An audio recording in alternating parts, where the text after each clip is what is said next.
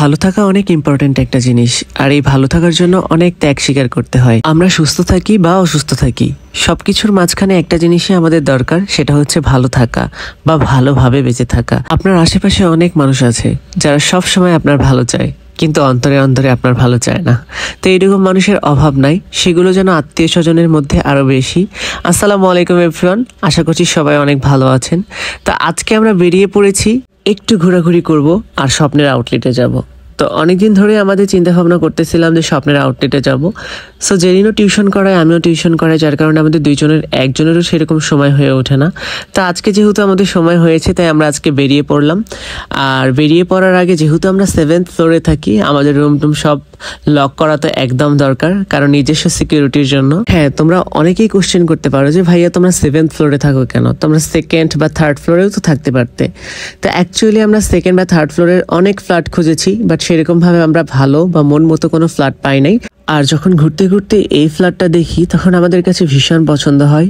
যার কারণ হচ্ছে শফিউদ্দিন রোডের একদম শুরুতেই এই বাসাটা, আর এই বাসাটার সবগুলো ইউনিটি অনেক অনেক বেশি সুন্দর।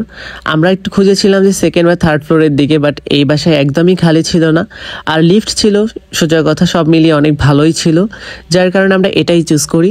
আমাদের সুবিধার্থেই বাসাটা চুজ করা, কারণ এখান থেকে আমরা হেঁটেই মেন রোডে যেতে পারবো, আর সেখান থেকে আমাদের ভার্সিটির গাড়িতে আমরা ভার্সিটিতে যাইতে পারবো। স্বপ্নের আউটলেট বেশিরভাগ কলেজ রোডে, যার কারণে আমরা কলেজ রোডে চলে গেলাম, আর সেখান থেকে স্বপ্নের আউটলেটে চলে গেলাম।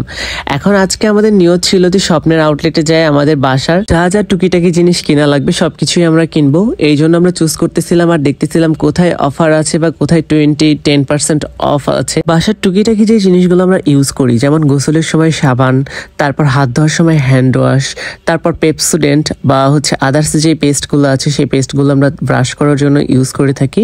সো সেই আইটেমগুলোই আজকে আমি কিনবো। তো আমার কোলগেট পেস্টটা খুব ভালো লাগে, রেড পেস্টটা খুব ভালো লাগে, তো আমি ভাবতেছিলাম যে কোনটা নিব।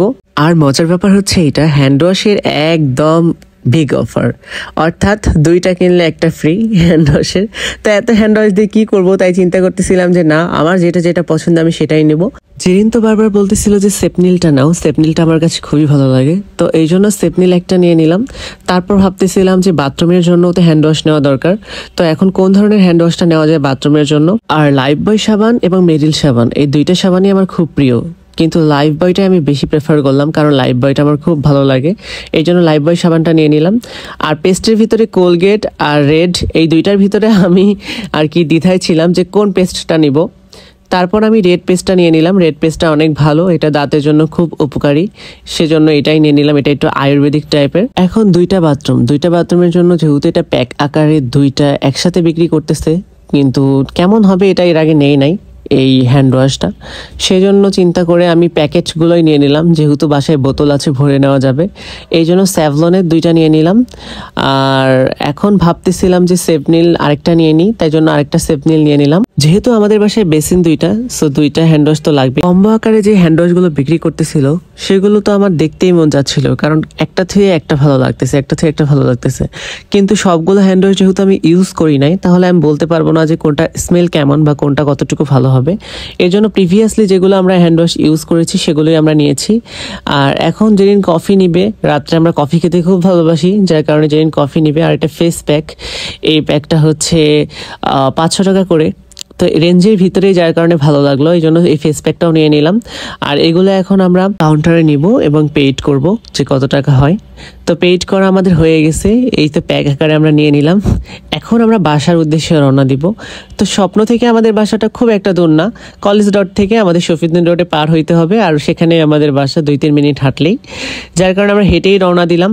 আর বাইরে এত বেশি গরম লাগতেছিল, তাই ভাবলাম আইসক্রিম নিয়ে বাসায় যাব।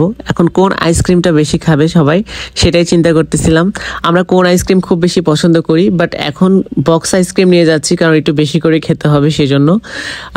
সব মিলিয়ে আজকের দিনটা ভালোই ছিল। কেমন লাগলো তোমাদের?